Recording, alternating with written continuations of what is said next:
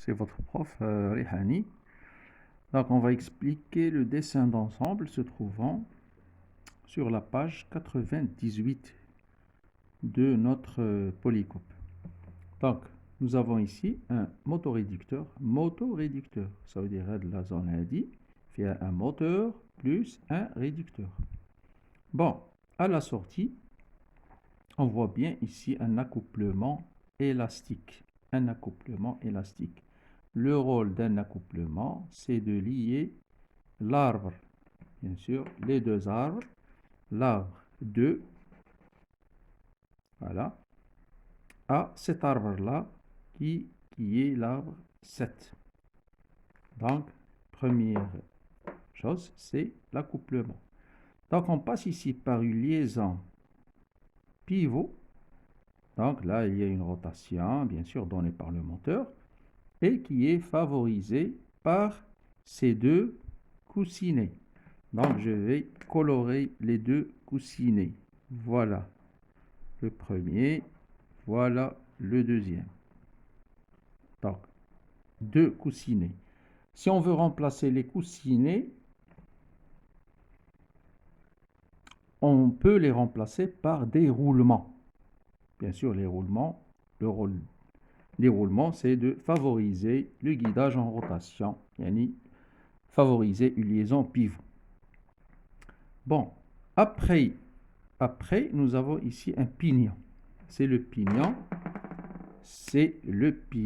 8. Donc, le pignon 8, je vais le colorer en jaune. Donc, on le voit avec les hachures. Il est là. Voilà. Donc, la caractéristique d'un pignon est donnée par ces axes. Donc, ces axes. Et les dents. Voilà. Ça, c'est les dents. C'est comme ça qu'on connaît un pignon.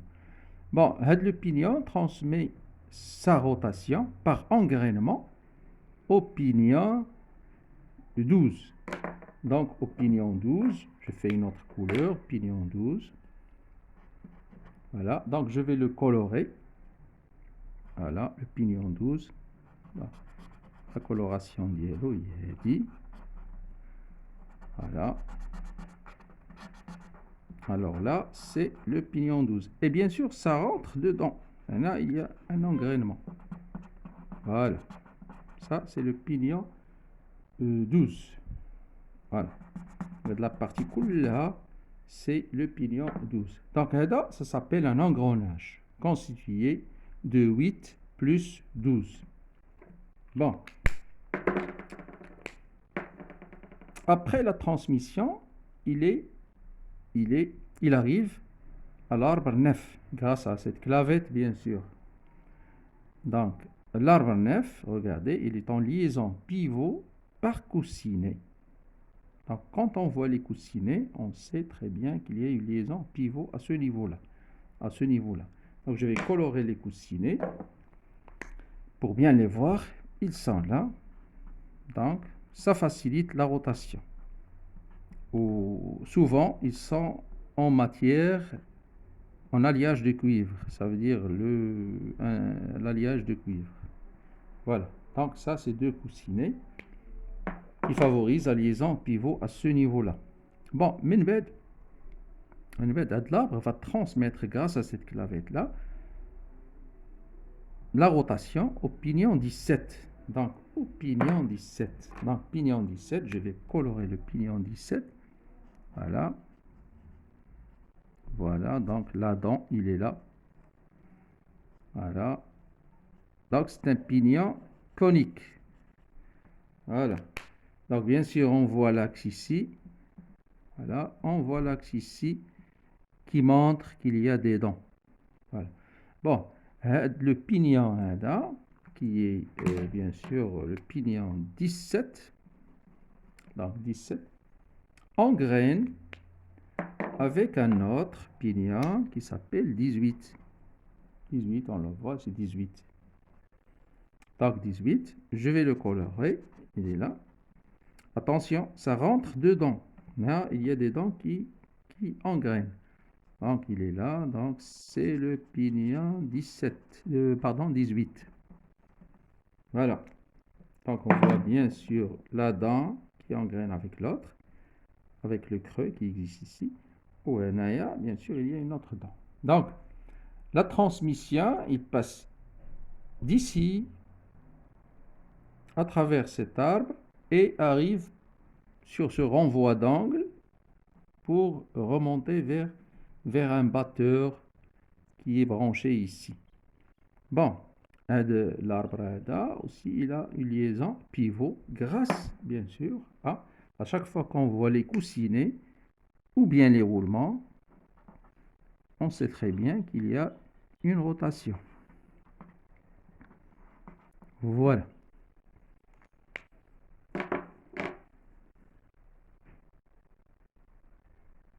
Alors, donc, l'explication qui va venir, on va expliquer ce qu'on appelle les classes d'équivalence cinématique.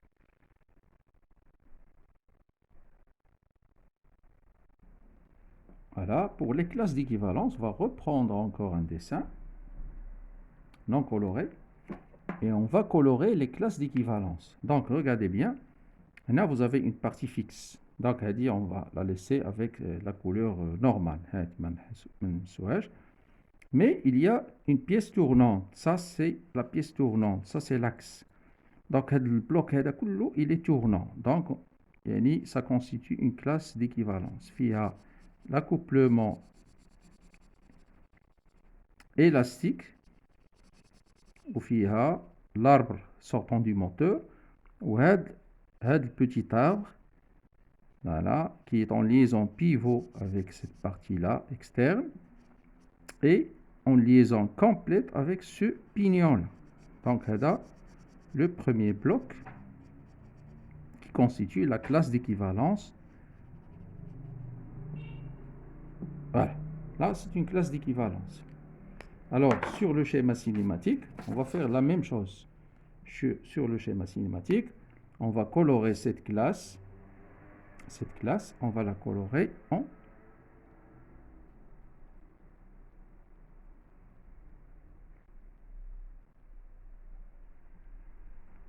orange. Il y a l'accouplement élastique, on le connaît très bien.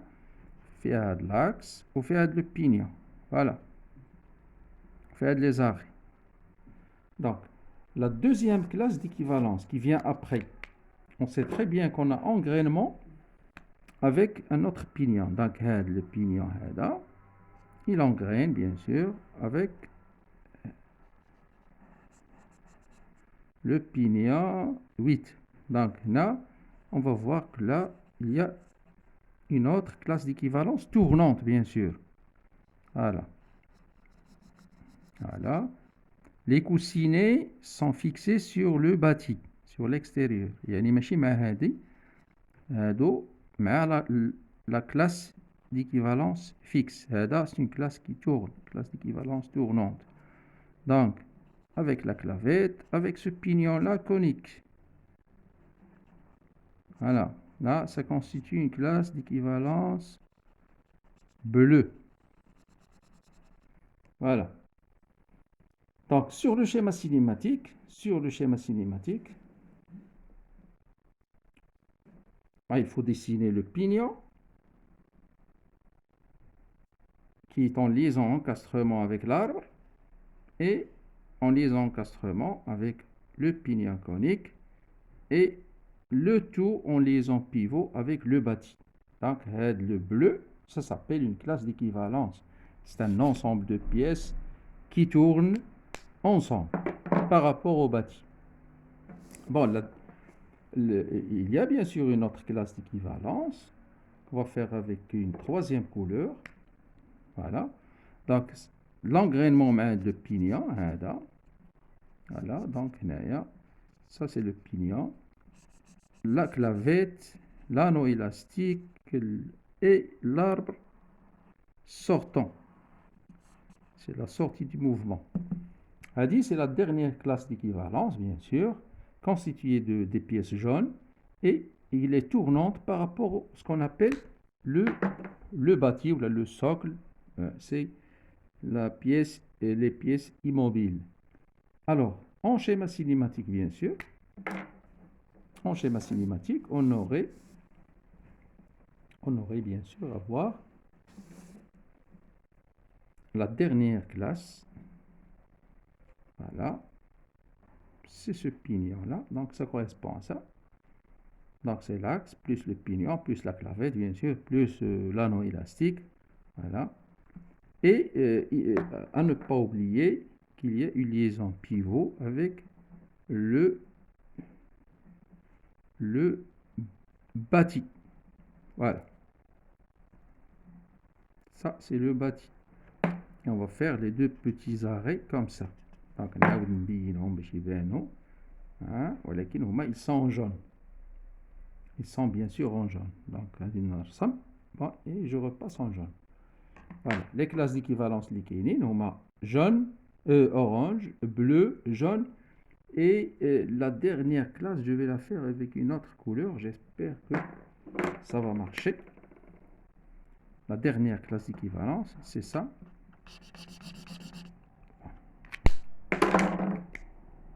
Bon. Voilà, la dernière classe d'équivalence, c'est ce qui reste, c'est ce qui est fixe. Voilà. Voilà. Voilà, on voit ça, ça veut dire c'est fixe. Ça, c'est aussi fixe. Donc, on tourne par rapport à ces éléments qui sont fixes. Le moteur, la carcasse extérieure du moteur, il est fixe. Bon, il est gêné, je vois le dessin. Tout ce qui reste, bon, je vais faire seulement. Donc, c'est le reste. Donc, je ne peux pas colorer. Donc, voilà. Donc, j'espère que vous avez compris les classes d'équivalence cinématique. Bon, il a brinendiroho. Maintenant, je peux prendre les éléments qui sont bleus. Je trouve les numéros d'Iolande. 9, 10, 11. Voilà. Donc, la clavette 23. Donc, on va rajouter les pièces ensemble. Et nous avons les classes d'équivalence. Bon, ça, on peut le faire, bien sûr, dans un autre TD.